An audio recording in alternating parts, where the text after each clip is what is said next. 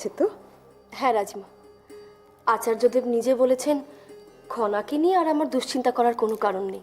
বাহ, তাহলে তো সত্যিই কোনো কারণ নেই। তবু আমার মনে হয় আমাদের একটু সাবধানে থাকা প্রয়োজন আছে। রাজিমা, রাজিমা, কি হয়েছে? বৌরানী, কি হয়েছে রুক্মিণী? রাজিমা, রাজৌদি কোনো বিষয় নিয়ে মন্ত্রীদের সাথে আলোচনা করতে চান, কিন্তু সেটা কি বিষয় সেটা কেউ জানে না। মন্ত্রীদের সঙ্গে আলোচনা করতে চান? কই, আমি তো কিছু জানি না। আচ্ছা রুক্মিণী, ত্রিজটা কি বলেছে? উপদেশ্যকে ওখানে থাকতে বলেছে তো? হ্যাঁ, কিন্তু রাজিমা, রাজৌদি কি বিষয় নিয়ে আলোচনা করতে পারেন বলে আপনার মনে হয়? আজ আবার চন্দ্রগ্রহণের রাত, এর মধ্যে নতুন করে অশুভ কিছু আবার। ঐশিকা, নারীদের শুভ সময় আর কতক্ষণই বা থাকে বলো? একটু আগে তুমি বলছিলে না যে তোমার অনেক নিশ্চিন্ত লাগছে আচার্যদেবের আশ্রম থেকে ফেরার পর। আর নিশ্চিন্তে থাকতে পারলে বলো? রাজিমা, আমার খনার আবার নতুন করে কোনো বিপদ হবে না তো?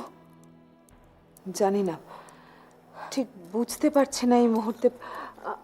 আচ্ছা রুক্মিণী, তুমি একটা কাজ করো, তুমি এক্ষুনি কৌরুকীকে গিয়ে বলো যে ত্রিজটার দাসীদের উপর নজর রাখতে, কোনো খবর যদি ওখান থেকে পাওয়া যায় তার যেন চেষ্টা করে সে। হ্যাঁ রাজিমা, আমি এক্ষুনি।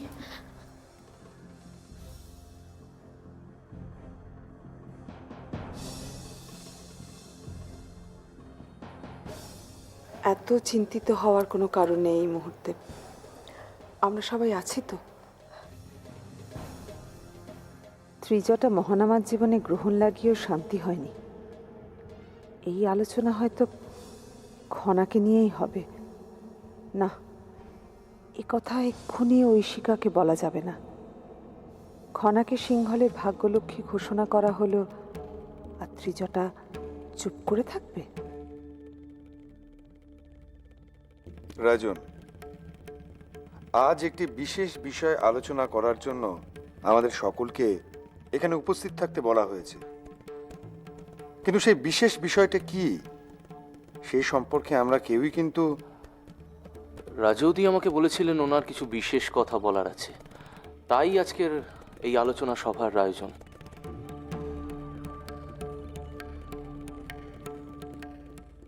আপনাদের সকলের মতো আমিও অত্যন্ত গর্বিত খনাকে সিংহলের ভাগ্যলক্ষ্মী হিসেবে ঘোষণা করেন। আর এই সিদ্ধান্ত যখন স্বয়ং আচার্যদেব নিয়েছেন তখন এ নিয়ে তো কোনো প্রশ্নই থাকতে পারে না। সে তো অবশ্যই। তাছাড়া রাজকুমারীর খনার সিংহলের প্রতি যে অবদান সে তো আমাদের প্রত্যেকেরই জানা। কিন্তু রাজদি, আমার মনে হয় আপনার মনে কোনো বিষয় নিয়ে সংশয় আছে, তাই আপনি আপনার বক্তব্য রাখুন। ঠিক সংশয় নয়, কিছু জিজ্ঞাসা আছে, আর সেই কারণেই একটা প্রস্তাব আছে। বলুন রাজৌদি। আমার মনে হয় খনার শিক্ষাগত মান নির্ণয় করা প্রয়োজন। শিক্ষাগত মান অর্থাৎ? আসলে সকলের মনে একটা প্রশ্ন থেকেই যাচ্ছে যে খনা যা বলছে সেটা কি তার নিজস্ব প্রতিভা থেকে বলছে নাকি কারোর থেকে শিক্ষা গ্রহণের মাধ্যমে ওই কথাগুলো বলছে। শিক্ষা গ্রহণ? রাজকুমারী খনা কার কাছ থেকে শিক্ষা গ্রহণ করবে? আমার প্রশ্নও সেটাই। রীতি বিরুদ্ধ কিছু হলে সেটা নিয়ে তো আলোচনা করা প্রয়োজন। সে তো নিশ্চয়ই। আমার মনে হয় রাজৌদি ঠিক কথাই বলছেন। কিন্তু মহারাজ, এ প্রসঙ্গে আপনি কি বলেন? কিন্তু রাজৌদি, আপনার কেন এমন মনে হচ্ছে যে এইটুকু মেয়ে নীতিবিরুদ্ধ কাজ করতে পারে? এ তো অদ্ভুত কথা। ত্রিজটা, তোমার তো এটা বোঝা উচিত যে এ ধরনের আলোচনা রাজবংশীয়দের পক্ষে অসম্মানের। কেন? অসম্মানের তো কিছু নেই, আমি তো সত্যিটা জানতে চাইছি। আচ্ছা, আপনারা এত সমস্যা করছেন কেন? আমাকে বলুন, আমাকে কি করতে হবে? তেমন কিছু না খনা, সারা রাজ্য থেকে অনেক পণ্ডিত জ্ঞানী গুণী ব্যক্তি আসবেন, তারা তোমাকে নানা রকম প্রশ্ন করবেন। যদি তুমি উত্তর দিতে না পারো তাহলেই তো প্রমাণিত হবে যে তোমার এই ক্ষমতা ভগবান প্রদত্ত। ঠিক আছে, যদি প্রমাণ হয় যে আমি পুঁথিগত শিক্ষা গ্রহণ করছি না, তাহলে কি আমি সেই শিক্ষার অধিকার পেতে পারি? খনা, তুমি এত বুদ্ধিমতী আর এটুকু বোঝো না? নারীর শিক্ষা গ্রহণের তো কোনো অধিকারই নেই। কি আপনারা কি বলেন? ইয়ার বলার কি আছে? এ তো আমাদের সকলেরই জানা। কিন্তু শিক্ষাগত মান নির্ণয় বিষয়টি মহারাজ। তা আপনারা কি বলেন? সকলেই যখন সম্মতি দিয়েছেন তখন এই পরীক্ষা করা যেতেই পারে। আমারও ব্যাপারে একমত রাজন। সকলেই এই পরীক্ষার ব্যাপারে সম্মতি দিচ্ছেন, তাই এখন আর বিরোধিতা করা উচিত হবে না। উপদেশক, এই পরীক্ষার ব্যাপারে আমারও কোনো আপত্তি নেই।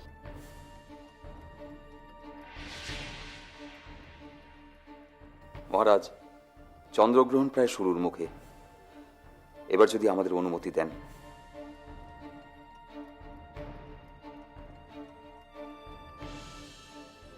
অন্য সকলের সঙ্গে আশ্রমে থেকে গ্রহণ দেখার সুযোগ তো হলো না, কিন্তু নিজের ঘরে গিয়ে আমি গ্রহণ দেখবই।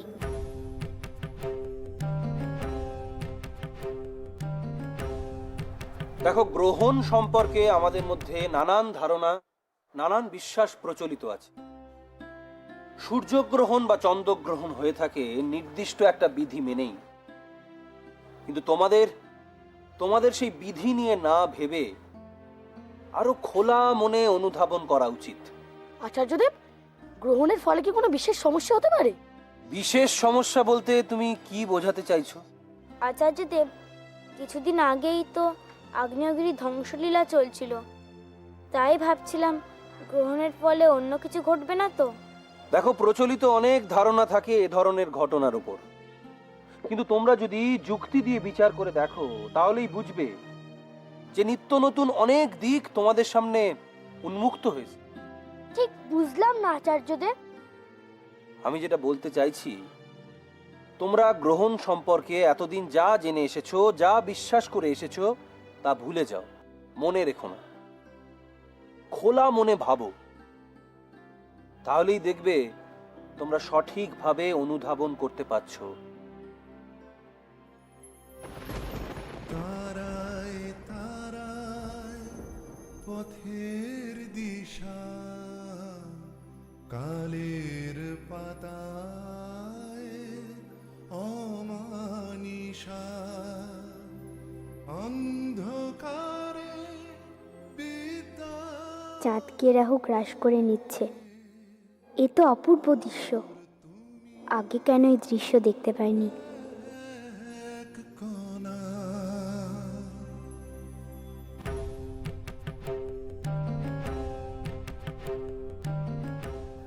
চাঁদ, রাহু তোমায় গ্রাস করে নিলেও তোমার কোনো পরিবর্তন হয় না, তুমি যেমন তেমনই থাকো। কিন্তু আজ আমার জীবনে পরিবর্তন এলো। আমার যা নিষেধ আমি তাই করলাম। আমি তোমার গ্রহণ দেখলাম। এই রীতি ভাঙতে তো আমার কোনো ক্ষতি হলো না।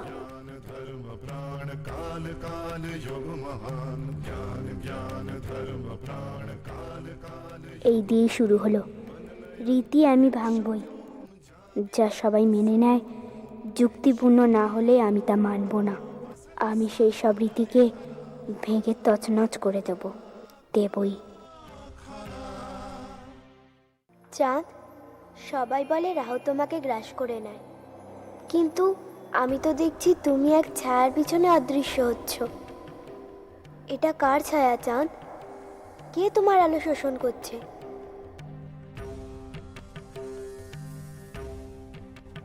কত কিছু আছে যা আমি জানি না।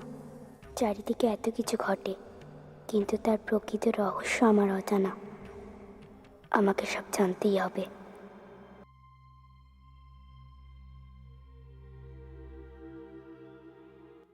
বিদ্যার পূজনীয় যদি একজন নারী মূর্তি ঈশ্বরই হন, তাহলে কেন নারী শিক্ষায় বাধা থাকবে?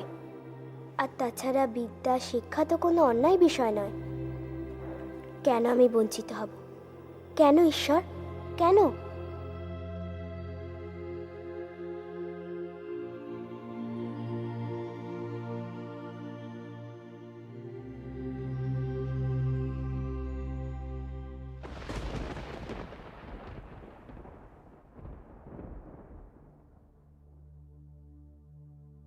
গ্রহণ সম্পর্কে আমাদের সমাজে নানান মত ছড়িয়ে রয়েছে। কেউ কেউ এই গ্রহণ বিষয়ে ভীত থাকেন ঠিকই, কিন্তু অনেক ক্ষেত্রেই চন্দ্রগ্রহণ শুভ লক্ষণও নিয়ে এসেছে। তোমরা যদি মহাভারতের ঘটনার দিকে চোখ রাখো তাহলেই বুঝতে পারবে যে ভগবান কৃষ্ণ এই গ্রহণের সুযোগকে কাজে লাগিয়ে অর্জুনের জয়ের পথ মসৃণ করেছিলেন। কিন্তু আচার্যদেব, গ্রহণের পরিণাম নিয়ে যে বলা হয় অশুভ লক্ষণ। ওই যে বললাম মিহির, এ হলো বিভিন্ন মহলের মতামত। তবে যে কোনো লক্ষণই শুভ না অশুভ তা অনুধাবন করার জন্য স্বামী, আপনার সাথে কিছু কথা বলার আছে, যদি দয়া করে।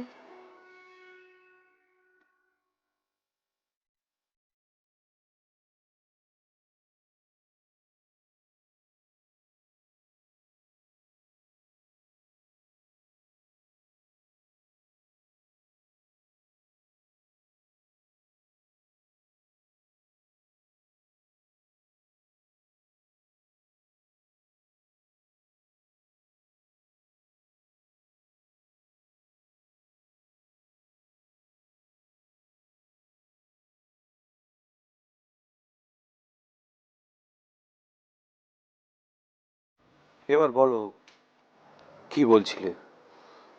একটি অত্যন্ত গুরুত্বপূর্ণ আলোচনা আছে আপনার সঙ্গে, যদি একটু।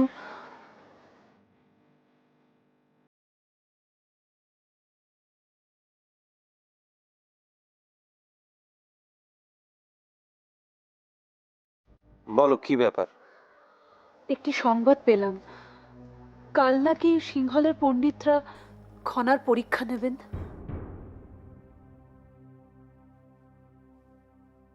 খনার পরীক্ষা?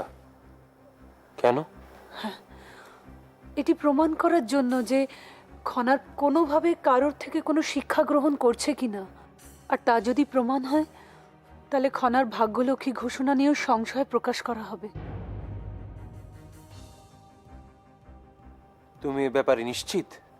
হ্যাঁ স্বামী, আমি নিশ্চিত।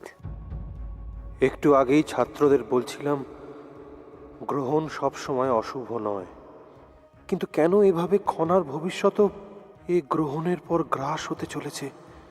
কেন?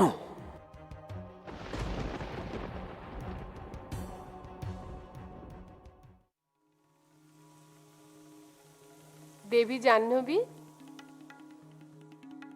আসুন আসুন, আপনার শুভযাত্রার ব্যবস্থা আমি করে ফেলেছি, কালকেই আপনি যাত্রা শুরু করতে পারবেন।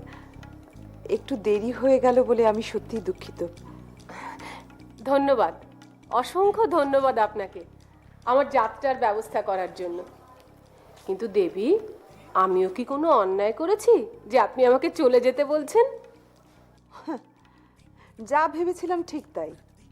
আচ্ছা, আপনি তো একজন রাজবংশীয়া নারী, একজন রাজবংশীয়া নারী হয়ে অন্যের প্রতি এরকম হীন আচরণ বা রাজনীতি করতে আপনার একটুও বাধে না, না? এসব আপনি কি বলছেন দেবী জাহ্নবী? আশা করি আপনি সবই বুঝতে পারছেন। তাহা সত্ত্বেও একটার পর একটা প্রশ্ন করেই চলেছেন। আপনি যবে থেকে এখানে এসেছেন তারপর থেকে আপনি যা যা করেছেন, যা যা এখানে ঘটেছে। আমি এখানে আসার পর থেকে আমি যা করেছি তা কেবল উপদেশ্য আর খনার ভালোর জন্য। অনেকেই উপদেশ্য আর ত্রিজটাকে সৎ ভাই বোন বলে চিহ্নিত করে, যেটা ত্রিজটার একদম পছন্দ নয়। শুনুন, ত্রিজটা কি পছন্দ করে না করে সেটা আমরা জানি, নতুন করে আপনার মুখ থেকে কিছু শোনার নেই। দেবী, এইভাবে কেন বলছেন? দেখুন, রাজবংশের স্বার্থেই অনেক সময় নানান খেলা খেলতে হয়, নানান রাজনীতির খেলা খেলতে হয়, তাই না? আচ্ছা, সেই রাজনীতির খেলাতে ওই ছোট্ট শিশুটাকেও আপনারা বাদ দেবেন না, তাকেও বলি দেবেন? এভাবে আপনার কাছে অপমানিত হতে হবে আমি কোনোদিনও ভাবিনি দেবী জাহ্নবী। আপনি সত্বর আমার যাওয়ার ব্যবস্থা করুন, এই অপমান অসহ্য। সেই সঙ্গে সিংহলের আতিথেয়তারও আমি নমুনা পেলাম। তা বেশ তো, হঠাৎ আপনার যখন মনে পড়ে গেছে যে আপনি সিংহলের অতিথি, তো আরো কিছুদিন থাকুন, বসে বসে দেখুন আমাদের ছোট্ট রাজকুমারীকে সবাই কিভাবে প্রশ্ন করে, কিভাবে অপমানিত করে, কিভাবে অপ্রস্তুতে ফেলে। দেবী জাহ্নবী, এইভাবে আমার সাথে কথা বলার কোনো অধিকারই কিন্তু আপনার নেই। আর একটা ছোট্ট মেয়ের বিরুদ্ধে রাজনীতি করার, তাকে অপদস্থ করার অধিকার আপনার আছে তো? একটা কথা মনে রাখবেন, যে রাজকন্যার বিরুদ্ধে আপনারা রাজনীতি করছেন তার জন্য সিংহল এবং আমরা সবাই রক্ষা পেয়েছি। একটা ছোট্ট শিশুর কাছে আপনি আমাকে যেভাবে খল চরিত্রে পরিণত করছেন তা অত্যন্ত দুর্ভাগ্যজনক। এইভাবে আমার উপর মানসিক অত্যাচার করা কিন্তু আপনার ঠিক হচ্ছে না দেবী জাহ্নবী। মানসিক অত্যাচার? ওইটুকু বাচ্চা মেয়ে যা অত্যাচার সহ্য করেছে তার তো অর্ধেকও আপনি সহ্য করেননি। আসলে কি জানেন, নারীরাই নারীর সব থেকে বড় শত্রু। ঠিক আছে, কাল ভোর হওয়া পর্যন্ত আমি প্রাসাদের অতিথিশালাতেই থাকবো, আর তারপরে বাধিত হব তাহলে। ধন্যবাদ দেবী জাহ্নবী, নতুন মোড় এনে দেব এবার খেলায়। এই মোড় আপনাদের কল্পনারও বাইরে ছিল। ভাগ্যলক্ষ্মী খনা, এবার দেখো তোমার জীবন কিভাবে রাহু গ্রাস করে নেয়।